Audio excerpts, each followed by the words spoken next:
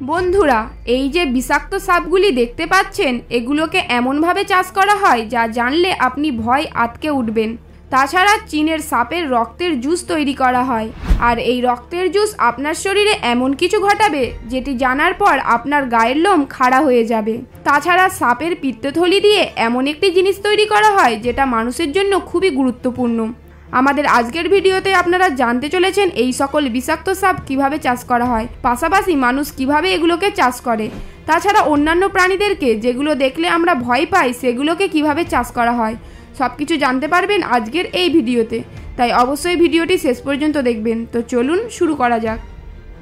সর্বপ্রথমে রয়েছে joke farming process. আপনারা ভিডিওতে যেটি দেখতে পাচ্ছেন এটি হলো নর্মাল জোক। এগুলোকেও চাষ করা হয়। হ্যাঁ, আপনি ঠিকই শুনেছেন, নর্মাল গরু, ছাগল এবং পোলট্রি মুরগির মতন এগুলোকেও ফার্মে চাষ করা হয়। আমি গ্যারেন্টি দিয়ে বলতে পারি যে আপনি আগে কখনো স্বপ্নেও ভাবেননি যে জোঁক চাষ করা হতে পারে। এই জোঁকগুলো এমনভাবে চাষ করা হয় যে যা দেখলে আপনার গায়ের লোম খাড়া হয়ে যাবে। চায়নাতে এই অদ্ভুত প্রাণীটি চাষ করা হয়, তবে এটি কোনো সহজ কাজ নয়। এখানকার ওয়ার্কাররা জীবনের ঝুঁকি নিয়ে কাজ করে থাকে। যেমনটা আপনারা জানেন, জোঁক মানুষের রক্ত চুষে খায়। এমনকি এই প্রাণীটি মানুষের প্রাইভেট পার্টসের মাধ্যমে শরীরে ঢুকতে পারে। মানুষের শরীরের ভেতর ঢুকে এরা মৃত্যু পর্যন্ত ঘটাতে পারে। কিন্তু চীন দেশে এই প্রাণীটিকে ফার্মের মাধ্যমে চাষ করা হয়, আর প্রতি বছর এগুলোকে পালন করে লাখ লাখ ডলার বিক্রি করা হয়। তবে এখন প্রশ্ন হচ্ছে, এরা কিভাবে এই জোঁক পালন করে থাকে? তাছাড়া এই জোঁক দিয়ে তারা কি করে? এই সকল মানুষেরা জোঁককে কি খেতে দিচ্ছে? জোঁক দেখলে আমরা ভয়ে আঁতকে উঠি, কিন্তু আমাদের ভিতরে বেশিরভাগ মানুষ জানে না যে এই জোঁকের বিশেষ কিছু উপকারী দিক রয়েছে। প্রতিটি মানুষের জন্য জোঁক খুবই উপকারী একটি প্রাণী। আমাদের পৃথিবীতে প্রায় 700 প্রজাতির জোঁক রয়েছে, যাদের মধ্যে 100 প্রজাতির জোঁক সমুদ্রে বসবাস করে। এদের মধ্যে 90 প্রজাতির জোঁক পুকুরে পাওয়া যায়। এছাড়াও অনেক প্রজাতির জোঁক কাদামাটি সহ বিভিন্ন পরিবেশে বসবাস করে থাকে। এর এক একটি জোঁক প্রায় 2 বছর পর্যন্ত বেঁচে থাকতে পারে। এদের শরীরে কোনো একটি অংশ কেটে ফেললে সেটি পুনরায় তৈরি হতে পারে। যদিও জোঁক দেখলে অনেকে ভয় পায়, কিন্তু চায়নার অনেক ফার্মে এটি চাষ করা হয়, কারণ এই জোঁকের রয়েছে অনেক উপকারী গুণ। বিভিন্ন প্রকারের ওষুধ তৈরিতে ব্যবহার করা হয়, তেমনি সরাসরি বিভিন্ন রোগ নিরাময়ের কাজেও এটা ব্যবহার করা হয়। এই জোঁকের প্রধান খাবার হচ্ছে বিভিন্ন প্রাণীর রক্ত। এছাড়া শামুক এবং কেঁচোও তারা খেয়ে থাকে। তাছাড়া এদেরকে পালন করার জন্য বিভিন্ন ধরনের খাবার দেওয়া হয়। এরপর তারা ধীরে ধীরে ডিম পাড়ে। এগুলোকে কাদামাটির মধ্যেই রাখা হয়। পরে একটি নির্দিষ্ট সময় বাচ্চা বেরিয়ে আসে। এগুলোকে ফার্মের বিশেষ প্রাণীর মধ্যে রাখা হয়। এগুলোকে নিয়মিত খাবার খেতে দেওয়া হয়। এদেরকে বেশিরভাগ সময় রক্ত খেতে দেওয়া হয়। এরা যখন প্রাপ্তবয়স্ক হয়ে ওঠে তখন তাদেরকে রোদে শুকানো হয়। রোদে শুকানোর পর এদেরকে মেডিসিন বিভাগে পাঠিয়ে দেওয়া হয়। এছাড়াও এগুলোকে দিয়ে প্রাচীনকালের বিভিন্ন রকমের ওষুধ তৈরি করা হয়। তাছাড়া প্লাস্টিক সার্জারিতেও এ ধরনের জোঁকের ব্যবহার করা হয়ে থাকে। এ ধরনের জোঁকের সাহায্যে মানুষের চেহারার চিকিৎসা করা হয়। তাছাড়া এই জোঁক মানুষের রক্তে থাকা বিভিন্ন ধরনের ব্যাকটেরিয়া ধ্বংস করতে পারে। এই কারণে চীন, কোরিয়াতে বিপুল পরিমাণে এই জোঁক চাষ করা হয়। তারপরে এগুলো ইউরোপ ও আমেরিকার বিভিন্ন দেশে এক্সপোর্ট করা হয়। বর্তমানে এটি এশিয়া মহাদেশের বিপুল পরিমাণে ছড়িয়ে পড়েছে।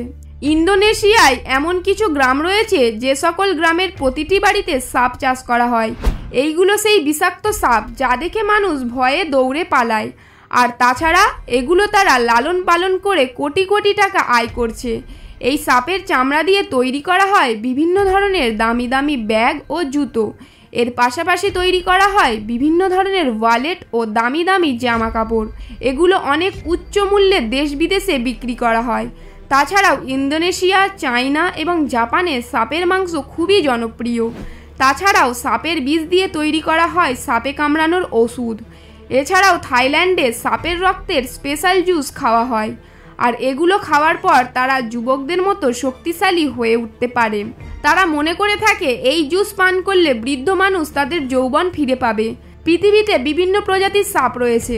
যারা সাপ চাষ করে থাকে তারা বিষসহ এবং বিষ ছাড়া এই দুই ধরনের সাপ পালন করে থাকে। তবে তারা বেশিরভাগ সময় বিষধর সাপ পালন করে থাকে, কারণ এগুলো উচ্চ মূল্যে বিক্রি হয়। তবে এই সাপ চাষ করা মোটেই সহজ কাজ নয়। এই সাপগুলো চাষ করা মানুষেরা সর্বপ্রথম চলে যায় গভীর জঙ্গলে। এরপর তারা জঙ্গলের ঝোপঝাড় এবং মাটির নিচ থেকে সাপ সংগ্রহ করে। এরপরে তারা একটি ফার্ম তৈরি করে। এই ফার্মে কবুতরের খোপের মতো অনেক ছোট ছোট খোপ থাকে। এই ছোট ছোট বাসার মধ্যে বিভিন্ন ধরনের সাপ রাখা হয়। যেগুলো বিষধর সাপ হয়ে থাকে সেগুলোকে আলাদা রাখা হয়, আর যেগুলো বিষধর সাপ নয় সেগুলোকেও আলাদা রাখা হয়। আর প্রতিদিন সাপগুলোকে ব্যাঙ সহ বিভিন্ন ধরনের খাবার খেতে দেওয়া হয়। সাপের জন্য যে ঘর প্রস্তুত করা হয় তার মধ্যে বালু দেওয়া হয়, যাতে সবাই আরাম করে বসবাস করতে পারে এবং ঘরের মতো অনুভব হয়। এছাড়াও সেখানকার তাপমাত্রা গরম রাখা হয়। এতে ডিম পাড়ার সময় এদেরকে আলাদা করে রাখা হয়।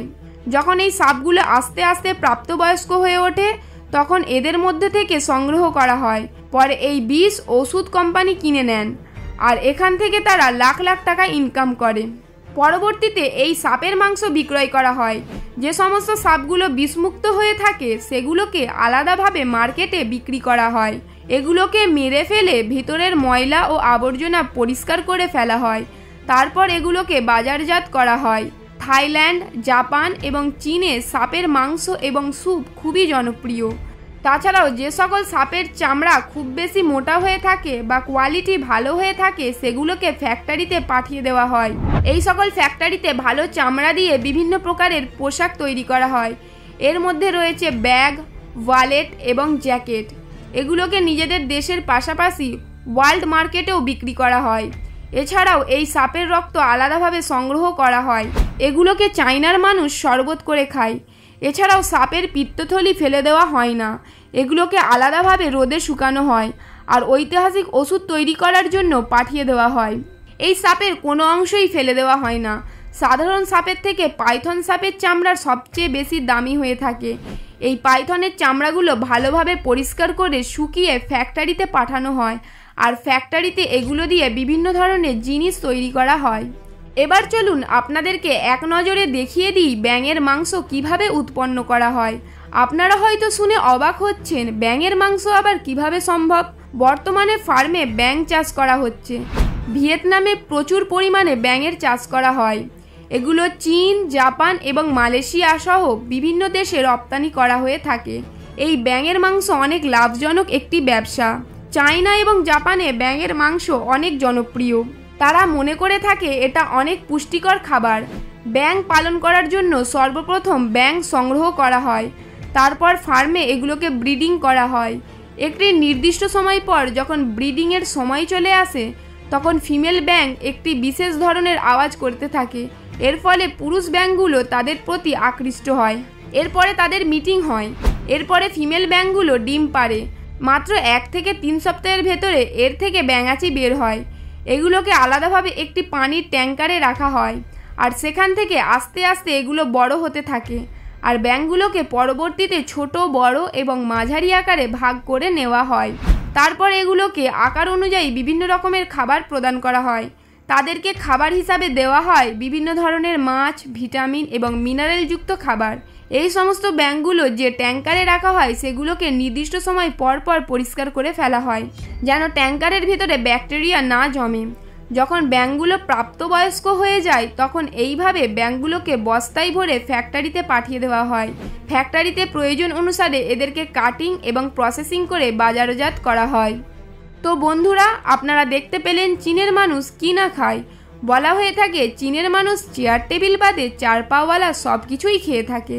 এই বিষয়ে আপনাদের মতামত কি অবশ্যই আমাদেরকে কমেন্ট বক্সে জানাবেন। আর ভিডিওটি যদি ভালো লেগে থাকে অবশ্যই একটি লাইক করে দিয়ে আপনাদের বন্ধুদের সাথে শেয়ার করতে পারেন। আর এমন রহস্য, রোমাঞ্চকর, ইন্টারেস্টিং ভিডিও দেখতে চাইলে আমাদের ইউটিউব চ্যানেলটি সাবস্ক্রাইব করতে ভুলবেন না। দেখা হচ্ছে পরবর্তী কোনো ভিডিওতে। সেই পর্যন্ত ভালো থাকুন। ধন্যবাদ।